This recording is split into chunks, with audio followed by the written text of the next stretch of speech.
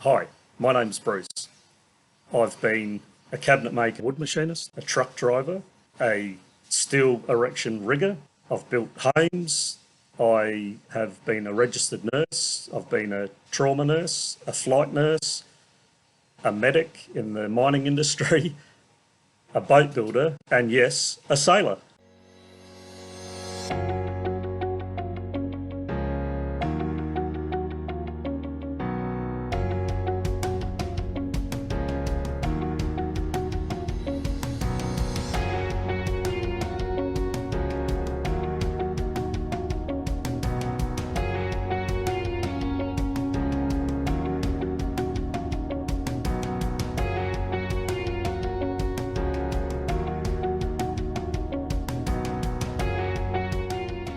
In thinking about doing this whole live stream, I'm sure probably at least most people know Leo from Samson Boat Co, and we all know his trademark introduction with every video, which no matter how many times you see that, it's always a little nice something. And so with that in mind, I was thinking that if I was to give an introduction similarly, that I would be saying something along the lines of, hi, my name's Bruce.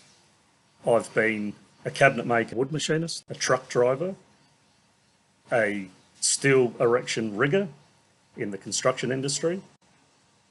I've built homes. I have been a registered nurse. I've been a trauma nurse, a flight nurse, a medic in the mining industry, a boat builder, and yes, a sailor.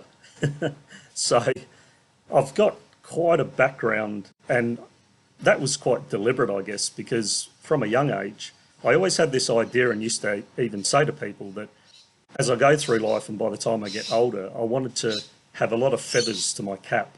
And so, as I say, that rather varied background has been quite deliberate. Along the way, through all of my life, there's always been sailing.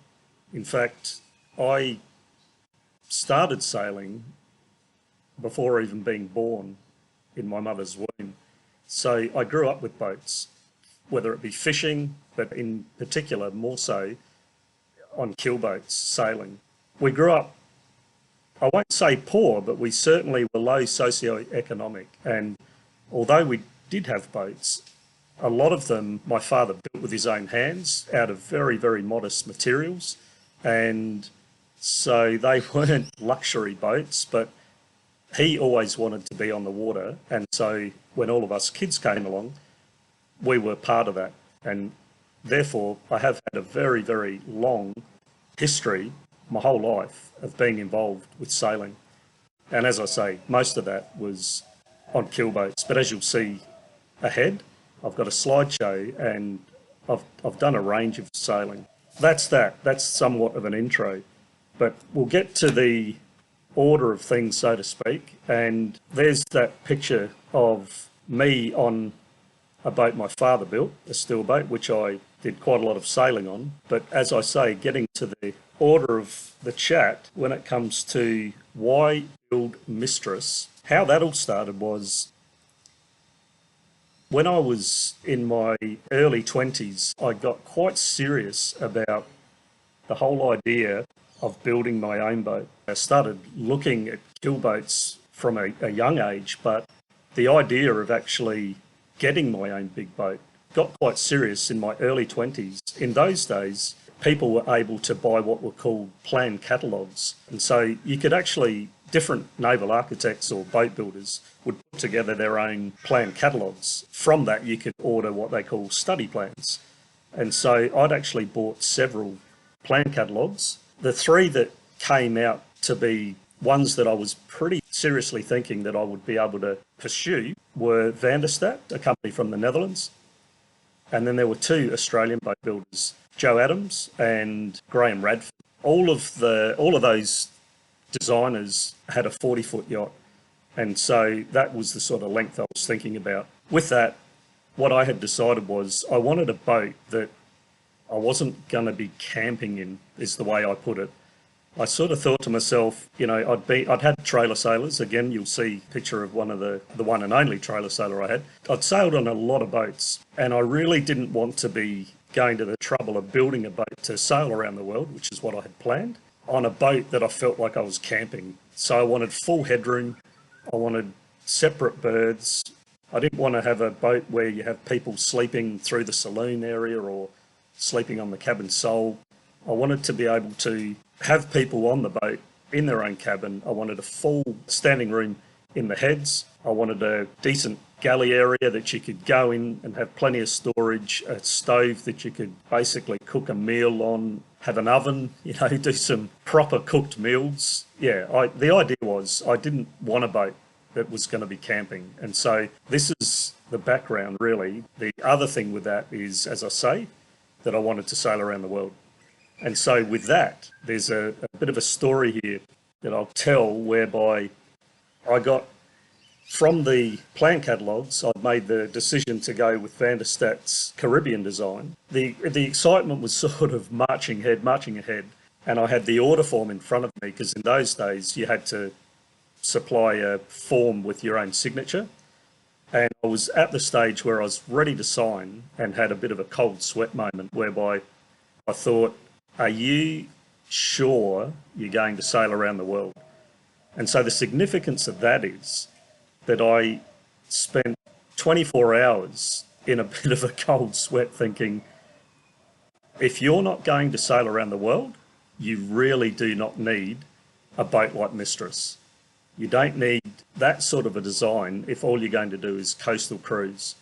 So that's very much part and parcel of why I've decided on Mistress and that I've built her in steel, because crossing the oceans, once you head offshore, obviously you're on your own. I have another little story as well, whereby if you lined up all the different build materials, timber or wood, solid fiberglass, the range of fiberglass cord boats, aluminium, ferro cement and steel, and you were given a 4 kilogram ball peen hammer, and you had at your best shot a crack at hitting each of those materials about midships, I think most people can imagine what the outcome might be. From that, I pretty much decided that a steel boat, for me, and I'm just saying this as a personal opinion, that I felt that a steel boat was going to be the material that is probably going to give you the best chance, should you hit something nasty in an ocean, for example, a container, that you've probably got a better chance of steel being basically elastic, that it would sure be damaged, but not be, you know, fractured and end up with some sort of serious sinking problem, if you get my point. As I say, that's the background about why build Mistress. And the other point, and the last point about that, is something that I guess a lot of people don't understand is my desire hasn't been to just like get a boat and go sailing. As frustrating as that is, I know for a lot of people, my own family and friends, you know, when the heck is that boat going to get in the water question, right? But the thing is, I would say 50% of my motivation, desire, dreams and goals has been to actually build my own boat. The other 50% is to go sailing and sail around the world. Building the boat myself, you know, with these two hands and head, has really been 50% of the whole goal. And we're nearly there, folks. Moving right along, plans after launch. In short, I'll make this short, I'm going to be spending a lot of time at my home port here at Mooloolaba doing sea trials. There's going to be a lot of little things that I will need to be doing in order to get Mistress, you know, I won't say finished, because I think for those boat builders or people involved in boats know there's that expression that boats are never finished. So there will be lots of little trim work and who knows what else by the time Mistress is going in the water. And that is not going to stop me, though, from getting her to the water and going sailing. So the first plan is get her in the water and just go for a sail.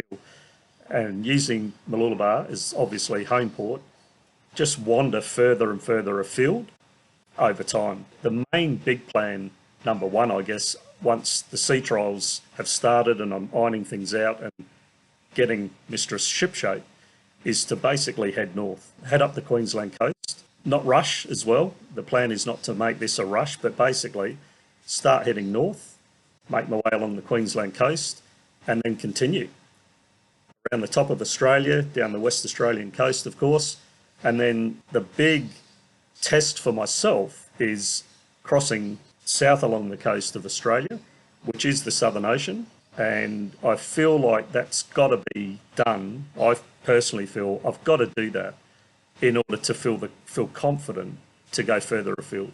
I'll get back to the East Coast, and from there it'll be who knows where. I'll either continue going north back across the top of Australia again, up into Asia, across the Indian Ocean, or else continue east through the Pacific. We'll see. That is a long way ahead as far as I'm concerned. I'm yet to get around Australia. So that's the plans after launch. Hey, listen, thank you so much to all those people showing some what I call love with those super chats. That is really, really appreciated. Ben Chicken, cheers, man. Thank you so much. Got a question here from Bildrat.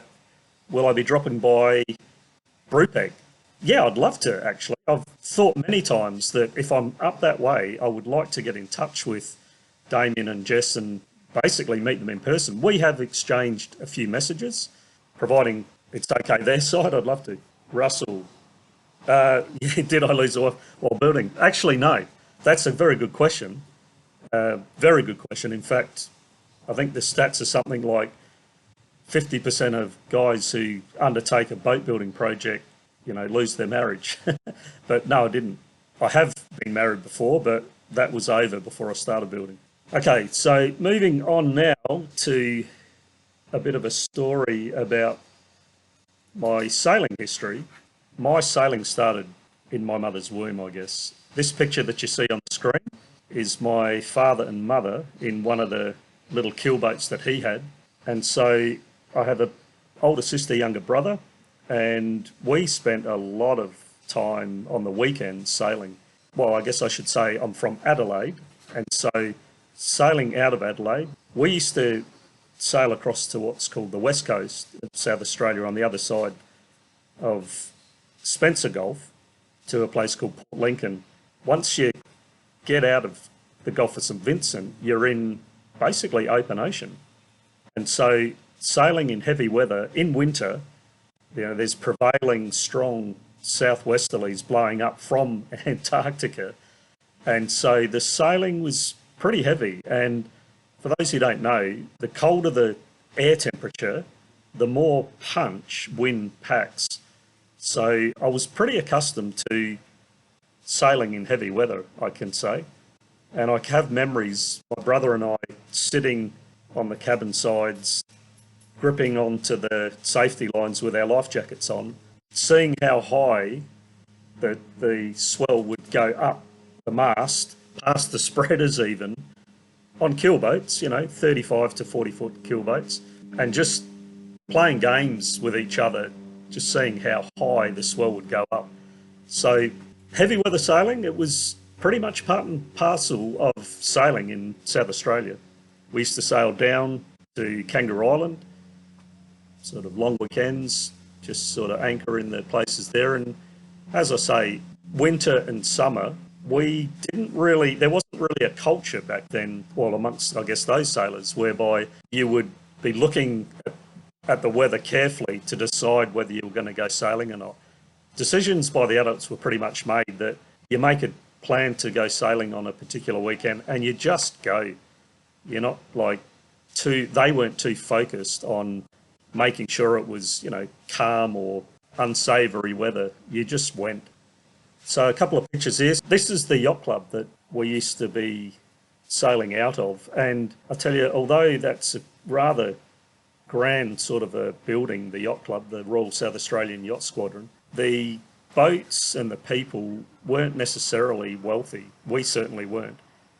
This is an older picture of how the boats used to be moored in the basin at the yacht club. So as you can see, you have these mooring buoys both at the bow and the stern, and that was how it was done. The whole yacht club. There were no pontoons in those days. Of course, as we see in this next slide, this is what we're all more akin to seeing in marinas all around the world. Pontoons, which obviously make things a lot easier. I mean, if you can imagine with the moorings, everything is by dinghy if you want to get on the boat. So yeah, I mean, marinas, yacht clubs with pontoons are obviously much more user-friendly.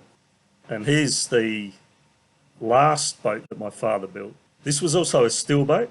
It's an Alan Payne design, another Australian naval architect. Very, very solid, strong, great sailing boats. It's a different generation, isn't it? Sweet, what's called sweet-ended. The bow and the stern sections, just all very fine. You know, they weren't beamy boats, so of course the sacrifice with that is that was not spacious.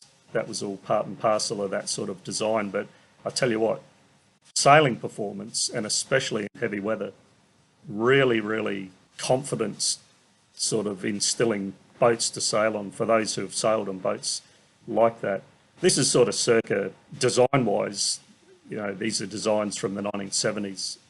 That picture you've seen before, so that was in a marina, actually up here in Mooloolaba. I spent several months sailing around the North Island of New Zealand. To Chris and any other Kiwis who might be watching, I just had a great time sailing the North Island in New Zealand. In fact, it spoilt me from fishing. For all the you Kiwis, you'll know, fishing in New Zealand is just next level. Part of my job actually was to catch fish for dinner, and I used to ask people about 30 to 60 minutes before dinner time, like, how hungry are you? I'll drop a line overboard, and we're actually cruising the coast the whole way. So yeah, to ask people how hungry are you, and then just start dropping a line overboard, and before the sinker hits the bottom, start pulling in fish hand over fist. It spoils you, I tell you. This is a picture at the Henley Sailing Club, and this is a club for off the beach dinghy racing boats. So this is a scene from that area of Adelaide. You know, for those who've been there, this will be a pretty typical image of the sort of scene you see on a Saturday or a Sunday. All the dinghies would be driven down onto the beach on their trailer by a tractor usually, all the rig put in place, and then each class would push off into the water. Away they go racing, and you know, the starts were staggered between the classes. But again, I just want to make the point that we used to race summer and winter, and so we didn't go sailing when the weather was ideal, I guess you could say. And in winter, again, in that part of the country, strong southwesterlies blowing up the Gulf, and you just went out and raced. The class that I was racing was called a National E. That's just another picture of the sailing club there. But yeah, I was racing in a National E. It wasn't my boat, I was crew. And so these little sailing planing hulls were single trapeze. So they have, you know, a mainsail, head sail, but also a spinnaker, therefore a trapeze. You can see here, guy out on trapeze. These are not pictures of me, by the way. I don't actually have any of myself racing in those days, but again, you can see the guy hanging out on, or the crew hanging out there on trapeze.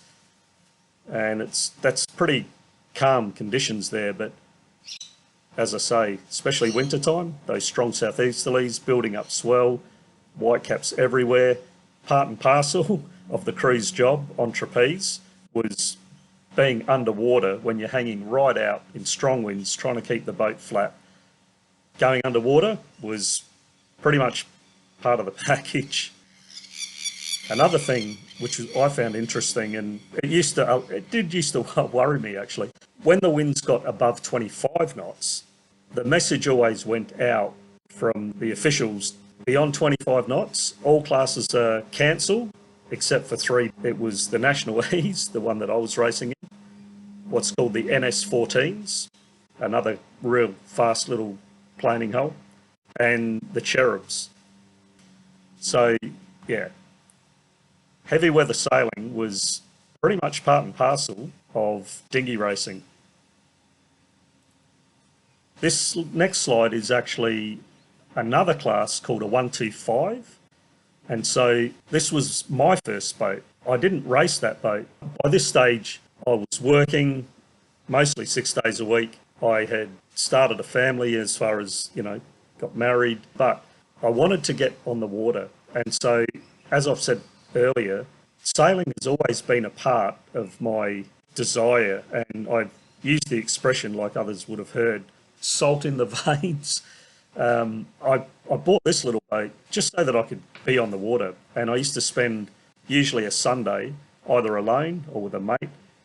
And I would just push the boat into the shore break, hop on board and point the nose to the horizon away from shore and just keep the dream alive. I guess I should say that I just wanted to be able to feed those dreams of one day, I'm going to get my own keelboat, point to the horizon, and not come back. That whole idea and dream has been with me since I was a kid. And getting this little boat was a way of being in touch somehow. So I wasn't racing it, but it enabled me to just at least get on the water and keep in touch. This next slide is the little trailer sailor that I had. So I'd moved up to Queensland by this stage. Again, the idea of wanting to have my own boat, I got this trailer sailor as a short-term means just to be able to be on the water. The good thing about this was it's a little Dennis 18 is the design, a little design from Melbourne in Victoria. The good thing about it was there was enough space in there to sleep 2 people absolutely comfortably, but in fact 4 people could sleep. I never did that, but you had 2 quarter berths underneath the cockpit there, and then the whole area underneath that flush deck was kitted out with cushions that you could sleep 2 people quite comfortably. It had a steel plate centerboard, which gave it fairly good stiffness as far as sailing. So it was a casing in the middle of the boat which separated people sleeping. As you went down the companionway, there was a cleared area to be able to sort of slide an esky underneath the cockpit. A great little way to actually keep in touch and go sailing. I had a lot of fun on that boat. The great thing about South East Queensland here is that we've got what's called Moreton Bay. So we have the string of islands, South Stradbroke, North Stradbroke, Moreton Island, and it's very sheltered waters. And so it was just a great area where you could go out for a day or a long weekend, overnighter, get some sailing done, do a little bit of fishing, and again, sort of have that feeling of you're on a boat. For those people who've done it, I don't know whether many people can relate to this, but something for me just rings so true about freedom when you put a boat on the water and go to sea, even if you're just pushing offshore.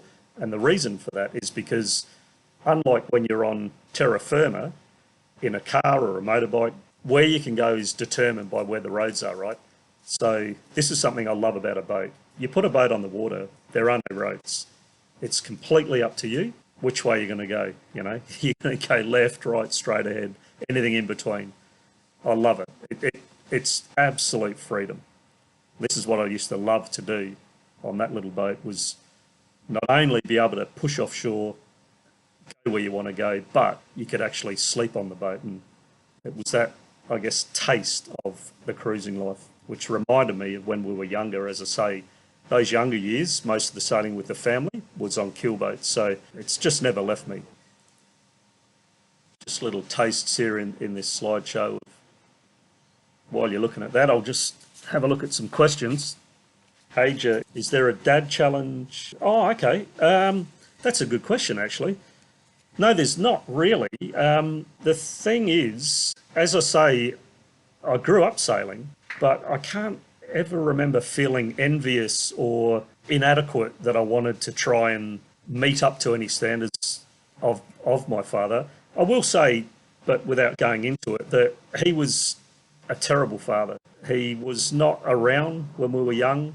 My mother and father were divorced when I was pretty young. My memories of him really are the weekends boating, whether it be fishing or as I say, mainly sailing. So he left when I was pretty young. Once he left, we really didn't see him. He was pretty much off doing his thing. When I joined him in New Zealand for that North Island sailing New Zealand, that was an attempt on my behalf to spend some time with him. But I don't recall, sincerely, I don't recall feelings of wanting to try and meet any sort of standards of his, or competing with him, or doing something that would make him feel any pride in what I was doing, because I guess we just didn't really grow up very close. When's the launch? The most common first question that everyone has. When it is. It is when it is, hey. But I don't, to be honest, I could leak something, but I'm not going to at this point. Bruno, hi Bruno, good on you. Yeah, plans for a dinghy. Yeah, I do have plans. In fact, I have a dinghy. And as I say, good question, because for me, it's not just an afterthought. I always wanted to have a dinghy that would be a good rowing dinghy, and also a sailing dinghy. So I've actually bought myself one of those injection molded dinghies. It's got its own sail rig, so I've got that for it. And also, of course, a strengthened transom so that you can hang an outboard off it. I've got a 5 horsepower Yamaha engine, and I've already spent a bit of time over the last few years actually using that. Dinghy is in hand. Yeah, okay, Ari Hill, I can let you know I did see that you'd raised that question a few days ago when this notification went up, and I'd written that down. The engine.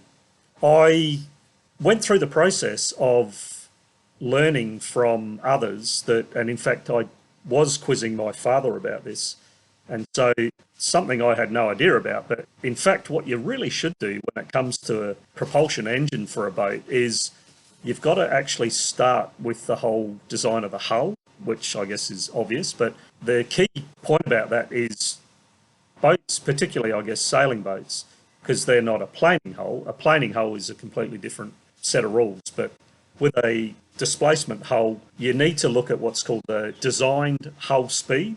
From there, the first thing you do when it comes to deciding on an engine is you look at what propeller design will be required to push that hull through the water at designed hull speed. That's where I started. I started talking to propeller designers, and obviously they're quizzing me about the design and a whole range of measurements that they need in order to work out what propeller is required in order to push that boat through the water at hull speed. From there, you then look at the engine. And so what I did was wrote up a little graph for myself that included engines, everything from what turned out to be 33 horsepower to 50 horsepower. And of course, Van der Stadt themselves have their own input as far as the engine size that they suggest. And once I started speaking to engine suppliers, the likes of which were Yanmar, Kubota, Isuzu, Nani, what I ended up discovering was there's a range of horsepowers in engines that will do that job. Different things on that graph that were important to me were not only engine size, of course cost was a big part of it, not only the engine size in cc's, but also in cylinders. I ended up getting good feelings after speaking with the Isuzu people, which in Australia we have a company called Zenith Engineering. So for the Oceania region, Zenith Engineering will marinise Isuzu engines. They had 3 different engines that I could have gone with in terms of size. What I ended up discovering was I could go for what's ended up being a 33 horsepower engine. Instead of the standard transmission, which was a 2-to-1, they said that they could put a 2.5-to-1 transmission. A 33 horsepower engine would enable that mix to be able to turn the propeller such that I could get hull speed with ease. And so that's what I've gone for. That's kind of the background. And so I've ended up with an engine that is very modest in terms of size, of course, but actually will mean by changing that transmission, I'll get the performance I want at a more economical way of running it. In other words, diesel consumption is lower as compared to the 45 and 50 horsepower engines. So yeah, I think that's going to be a good outcome. Of course, the real proof of the pudding is in the water, but I'm pretty confident. I mean, those guys are absolutely professionals. Eric, welcome, sir. Eric, nice to see you. Do you keep in touch with current owners of the boats your dad built? No, not at all. So Lee's asked, how long have I been building? I'm just going to say, without being precise, more than 15 years. And there's a big story about that, which I'm not going to go into, but I will say that I started building Mistress, got the hull and the decks all built together, got the engine in, and then I had some fairly significant health problems from a injury perspective, nothing medically, but yeah, basically I ended up having some fairly severe operations. I will talk more about that some other time, but it put me out of action for years. I had a big break between starting and restarting in what was 2017. Klaus, what's the biggest difference in sailing alone versus with others? Yeah, my solo sailing has only been in off the beach dinghy boats. I haven't actually crossed oceans or even done overnight trips on my own. So I guess I can't speak exactly about that, but I'm pretty conversant with a lot of, whether it be books or people I know who have solo navigated all around the world, that they're pretty different things. And I can say that for me personally, although I've built Mistress such that she will be able to be sailed single-handed, it's not really my desire to do that. I am a pretty social creature. I don't mind being on my own at all, but the intention is not to go sailing on my own. I'm hopeful that I'll meet a good partner ahead that can join me, that we can, create memories in that way, but the intention is to not go sailing on my own. And by that also, I mean, I want people on board. In all seriousness, people like you guys that I'm talking to now, I would absolutely love to meet and have you come on board Mistress and come sailing. So that's very much part of the intention, is that I'm going to have family, friends, people like you, people I haven't met yet, to be able to join me on Mistress, make memories and create also content for others to be able to enjoy, but get started on the adventures and have people join me. So that is definitely on the cards. I don't think I answered your question exactly, Klaus, about what's the biggest difference, but I guess for those who don't know, currently there's what's called the GGR race going on, so the Golden Global Race. If you have a look at some of the videos that have been released there, I'll do a little plug actually for Kirsten. Go Kirsten! I've been supporting her from the start actually, but she's currently in lead. That was not my reason for choosing to back her. I just liked what she was putting together from the get-go. But the GGR website have got a whole bunch of videos that you can have a look at and get a bit of an idea of a race that's going on at the moment, where you've got all these solo sailors, because it's a single-handed race right around the world. And you can get a bit of an idea about what it might be like to be on a boat on your own. I mean, obviously, you have to be able to cope with all the mental gymnastics and stresses of having to do everything yourself without falling apart, because there's nobody else on board, right? So, and I guess with others, there's always pros and cons, like sailing on your own. On a boat, it's a small space, hey? You have to be able to cope with being in close quarters with people all the time if you're actually doing a crossing or going to sea on a boat, putting others on board. I'm not working, hey? So these donations from people are absolutely highly appreciated. That's a good question coming from Ben. I guess that segues into what I was just speaking about. How am I financing this? As I said just then, I'm not working. I haven't been for a few years. And so what I did in order to be able to do what I'm doing, so that people can understand, where I'm staying, I should say, where Mistress is also where I'm staying. So I'm living on Mistress, and I have been so fortunate. I can not emphasize this enough, that I could not be doing what I'm doing without having the guy where Mistress is allowing me to not only have Mistress there and complete the fit out on her, but also allow me to be living on Mistress doing that. So my rent, you probably wouldn't believe how low the rent is that I'm paying there.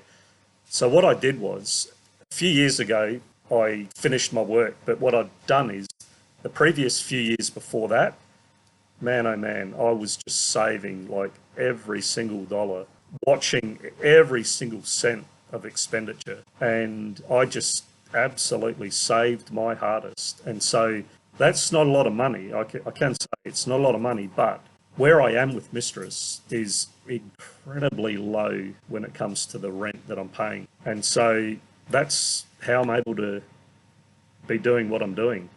You know, I'm not old enough to be, quote, retired as such, and who knows what's going to happen ahead once Mistress is in the water. There's a very big cost coming ahead when it comes to the sales. That's another subject, but my efforts were put into saving money and arranging a place that would be cheap, like really cheap, and then just with everything crossed, be able to get her finished, put her in the water before running out of money. So I hope that answers the question. But as I was saying before, your support, your good support, everything is, well, needed, but incredibly appreciated. So I hope you can understand that. Okay, so I mentioned briefly at the introduction, as far as work goes, I've done quite a few different things. Started sweeping floors, literally, in a factory, but I've gone through a building industry career, went off to university as what's called a mature age student, got into healthcare, had a great career in health. But, you know, with Mistress, I'm not sure that I'd call myself a boat builder. I think you need to build more than one boat to be a boat builder, but certainly I'm getting experience and have got a lot of experience. You know, I had no welding background. I've never built a boat before, and I'm hoping to be able to pull all of that together once Mistress goes in the water, that I can start this stage of my life where I really want to spend pretty much the rest of my days cruising and just clocking up sea miles. I have a goal with sea miles even, not that that's going to be something that's going to be the prime thing, but I would dearly love to be able to clock up at least 100,000 sea miles. So I'm quite serious about that. I want to get Mistress on the water. I'll be living on her full time, crossing oceans and sailing the world. To sort of wind up, just to point out, I guess, so that you understand that I didn't have an idea of starting to build a boat without this whole background of salt in my veins and this sort of dream and goal of getting onto the water. It started when I was young. You know, it started with all that family experience. I've had the dinghy class racing. I've sailed on a whole lot of different types of boats, mainly, as I say, keel boats, and the trailer sailor with all that sailing, particularly in the whole Moreton Bay area, right up to the Sunshine Coast there. I've done a couple of boat deliveries, one from New Caledonia back to Brisbane. I'm not green on all of that. What I'm hoping to be able to show you guys ahead are the adventures. All right, looks like we're done there. Look, I just want to thank everybody for joining in this morning. I hope it wasn't too boring. Actually, sorry, one more question was raised earlier about a progress report. Without going into that at length, I'll just say that I've just started what is the last list of little building projects before I start sanding Mistress so that I can undercoat so that then she can be transported to the boatyard down at the marina. So yeah, that's pretty exciting. Thank you so much for joining us. Look forward to the episodes coming ahead, and all the best to all of you. See ya. And of course, if you like this video, please give it a thumbs up. Please subscribe if you haven't. Click the bell so you get the notifications. Check out my website. And as I always say, leave a comment because I like reading what you have to say.